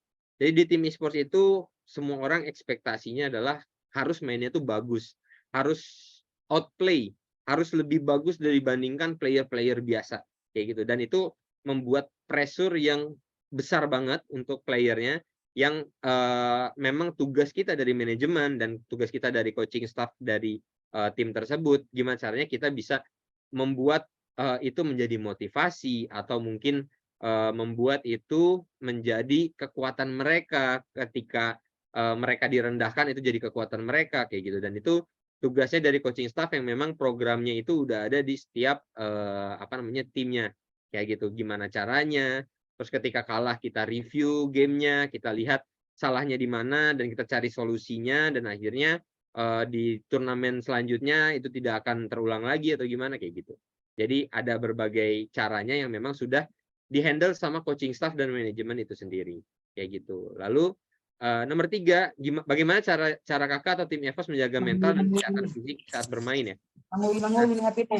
Untuk menjaga mental dan kesehatan fisik itu kita juga ada program yang dijalankan sama coaching staff kita. Pertama, kita mungkin ada program olahraga yang biasa kita jalankan cuman setengah jam di pagi hari. Lalu untuk menjaga mental itu biasa kita adakan bonding. Kita bisa dibilang kayak sharing session nih. Kita ada unek-unek apa, mungkin unek-unek antar player, unek-unek di outgame, atau bahkan unek-unek di pasangan kita di percintaan, atau mungkin di keluarga. Itu kita semuanya itu bisa dibilang di satu tim kita tuh adalah keluarga yang memang saling merangkul. Jadi ketika ada masalah apapun, kita selalu cerita sama teman-teman kita, terus kita selalu support mereka gimana caranya buat menyelesaikan masalah tersebut kayak gitu. Lalu di nomor 4-nya, apa saran atau tips yang Kakak miliki bagi pemula yang ingin terjun ke dunia e-sports? Yang pertama adalah rajin-rajin ikut turnamen yang ada, apalagi event-event besar seperti Piala Presiden, karena Piala Presiden itu di-open untuk seluruh region di Indonesia. Kalian bisa ikutin turnamennya sampai akhirnya bisa lolos ke offline ke Jakarta, yang dimana udah banyak banget player yang ikut di Piala Presiden. Walaupun yang menang nanti adalah tim e-sports yang memang udah jam terbangnya tinggi, mereka latihan 12 jam misalnya sehari kayak gitu. Walaupun jam terbangnya masih kalah sama tim e-sports lain, tapi dengan kalian yang udah menunjukkan kalian bisa worth sampai lolos ke playoff-nya di Jakarta, itu kalian pasti akan ditarik oleh tim e-sports. Karena kita scouting talent atau player kita juga selain dari yang turnamen tadi yang kita buat dan trial, itu di turnamen skala Indonesia itu sendiri kayak Piala Presiden atau bahkan turnamen lainnya misalnya qualifier untuk ke MDL, dan itu semuanya kita scoutingnya lewat sana juga kayak gitu. Kira-kira oh ada potensial player baru nggak nih? Oh ini ada player yang ternyata dia fast hand banget, kita baru lihat sebelumnya nggak pernah ada di tim e-sports lain kayak gitu. Dan itu emang sering kita scouting seperti itu, dan kita punya ada satu role khusus di coaching staff yang emang tujuannya adalah buat scouting player yang berpotensial kayak gitu. Oke, ini sekaligus nih menjawab pertanyaan dari Kak Dido Valianda ya. Berarti untuk bagaimana caranya untuk masuk ke dalam dunia e-sport itu dari Kak Reno sendiri menyarankan untuk rajin-rajin ikut turnamen gitu ya Kak, sehingga orang kenal, kemudian kalau berpotensi ini bisa direkrut manajemen seperti Evo seperti itu ya Kak ya. Betul. Oke. Silakan teman-teman kalau masih ada pertanyaan lagi, satu pertanyaan lagi terakhir nih untuk Kak Reno. Oke. Ada dari Kak Nur Iza Baharudin. Ingin bertanya kepada Kak Reno, sejauh ini di dunia e-sport apakah ada break and down-nya Kak? Bagaimana menghadapi mindset yang masih belum oke untuk e-sport? Ini tadi mungkin sudah dijawab ya Kak ya. Oke. Mungkin ke depannya Kak, apakah visi dan misi e-sport ini mungkin 10 tahun ke depannya masih berkembang dengan pesat atau seperti apa nih Kak?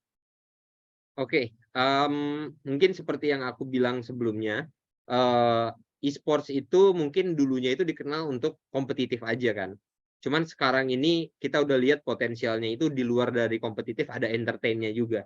Jadi untuk 10 tahun ke depan sih dari kita dan mungkin seluruh e-sport entusias yang mungkin ada di professional scene, itu kita percaya kalau misalnya 10 tahun ke depan itu masih bisa lagi. Cuman bagaimana caranya kita ini sebagai satu ekosistem, bukan cuman dari yang punya gamenya aja, bukan cuman yang punya turnamennya aja, tapi kita sebagai manajemen tim, kita sebagai pro player, itu juga bisa saling merangkul untuk membesarkan e-sports di Indonesia ataupun mungkin di internasional kayak gitu. Jadi dari sisi publisher gamenya juga gimana caranya untuk mensejahterakan manajemen dan player, terus dari manajemen dan player gimana caranya untuk tetap support dari sisi game publisher dan turnamen kayak gitu. Jadi kita semua di e-sports ekosistem kita saling bersatu lah bisa dibilang untuk membesarkan nama e-sports di Indonesia atau di internasional. Jadi supaya kedepannya itu bahkan bukan cuma kompetitif aja tapi ada entertain-nya juga kayak gitu. Oke, mungkin oke cukup ya untuk sesi tanya jawabnya. Mungkin terakhir nih Kak, sebagai motivasi nih Kak ya, sebagai nanti calon lulusan atau sekarang sebagai mahasiswa Kak. Ini kan tentu saja kita berpikirnya kalau untuk ke depan itu menjadi pilihan karir kita gitu ya Kak. Kalau di EVOS sendiri Kak, apakah nanti misalnya menjadi pro player itu apakah digaji atau seperti apa Kak penghasilan yang didapatkan oleh pemain-pemain dari e-sport ini sendiri Kak? Oke, pertama untuk menjadi pro player, professional player di tim e-sports yang memang udah profesional atau besar, itu pasti digaji dan ada undang-undangnya juga dari PBSI yang emang selaku dari pemerintahan untuk fokus di e-sports. Lalu dari game publisher atau Muntun atau misalnya dari turnamen juga setiap kita mau submit player baru itu emang diwajibkan untuk ada kontrak kerja bareng dengan player tersebut dan ada bisa dibilang ada kualifikasinya apa aja yang ada di kontrak tersebut, yang termasuknya adalah harus standar UMR kayak gitu. Jadi untuk menjadi pro player, main di suatu turnamen ofisial yang memang besar, itu udah pasti akan digaji. Bahkan apabila kita menjadi pro player dengan value besar, contohnya mungkin skill kita hebat, terus sudah diakui oleh banyak pro player dan tim e-sports, dan mungkin value juga dari sisi talent atau entertainment kita, sosmed kita besar, kita punya fanbase besar, itu bahkan salarinya aja, gajinya aja itu bisa lebih dari 50 juta itu juga ada kayak gitu. Jadi itu baru dari sisi gaji. Kalau misalnya memang value kita besar, dari entertainnya juga besar, kita punya pendapatan dari AdSense YouTube, kita punya dapat endorsement dari sosial media Instagram, belum dari TikTok, belum dari insertion di YouTube juga. Jadi belum juga ada juga player yang main film juga, dan itu lumayan, apalagi main filmnya sampai ke bioskop juga. Jadi bisa dibilang peluang untuk dapetin cuan tuh gede banget. Cuman rata-rata player yang masih baru nih, masih baru banget untuk masuk ke kompetitif, fokus mereka itu bukan duit, tapi untuk menang turnamen dulu. Ketika sudah menang turnamen, baru kita bukakan jalan untuk, oh ini gimana caranya membesarkan value-nya dia, membesarkan sosial media, membesarkan juga pendapatannya dia nanti ke depannya seperti apa. Semakin besar value-nya, Instagram-nya besar, skill-nya besar, gajinya yang mungkin awalnya UMR, terus naik, bahkan bisa sampai 100 juta pun ada player di Indonesia yang sampai 100 juta. Bahkan kalau misalnya kita pro player game komputer yang udah berkompetitif di internasional, contohnya ada tim PaperX dari Singapura, itu ada 2 player Indo yang main di Valorant, itu salary dia itu udah bukan pakai rupiah lagi, pakainya udah USD, yang memang sebulannya itu udah 100 juta lebih kayak gitu. Jadi sebenarnya peluangnya banyak. Tapi untuk sekarang, untuk player awam yang masih baru mau masuk, pertama itu adalah besarin dulu branding nama kita dulu, buat dikenal sama orang, fokus sama turnamen, jangan mikirin duitnya dulu. Karena yang aku bilang tadi, salah satu faktor yang membuat player itu hancur adalah attitude-nya. Mungkin dia star syndrome, dia ngerasa value dia udah besar, dapat uangnya banyak tiba-tiba, yang tadinya main game nggak punya uang, tiba-tiba jadi punya uang banyak. Terus mungkin juga bucin percintaan, itu bisa menghancurkan satu player juga tuh. Yang harusnya fokus sama timnya, yang harusnya tidur cepat besok ada turnamen, tiba-tiba dia video call-an, dia bucin malam-malam, besoknya nggak kebangun. Dan itu salah satu faktor yang membuat player menjadi hancur. Attitude, terus bucin, terus mungkin sama player yang memang tidak mau berkembang. Oke, berarti sebenarnya aturannya tuh sama saja ya Kak ya dengan budak korporat gitu ya Kak ya. Benar. Tetapi mungkin kalau di EVOS sendiri atau di e-sport sendiri itu sistemnya tuh mungkin karena suka Kak ya dengan permainan game dijadikan mata pencaharian gitu Kak ya. Oke. Teman-teman, terima kasih banyak. Ini sudah di sesi akhir kita, luar biasa untuk diskusi pada hari ini. Silakan teman-teman dapat memberikan reaction terhadap sesi diskusi kita pada hari ini.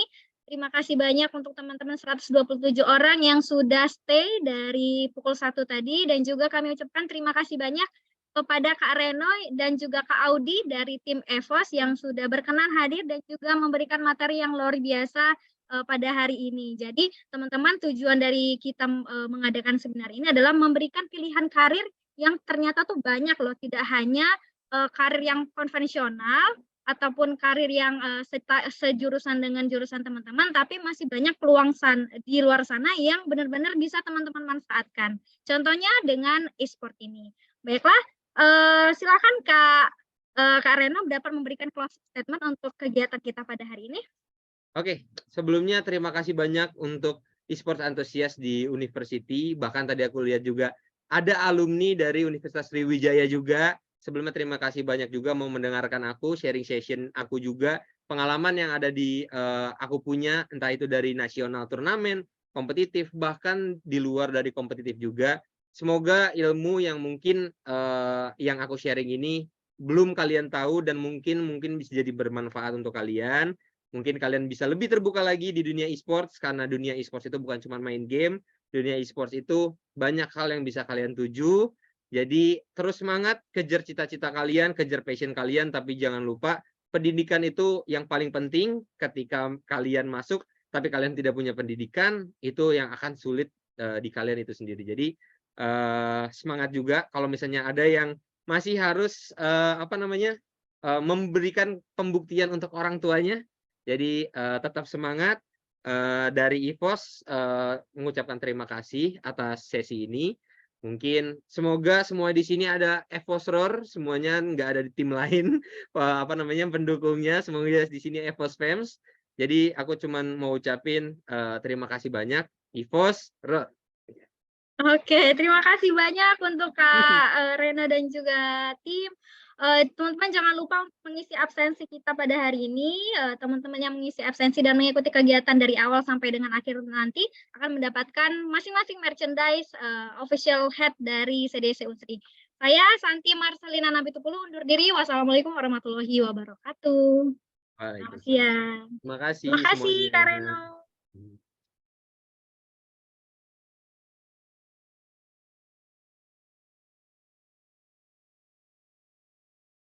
Yeah, I hit a bitch cause I got nothing to lose. But it all came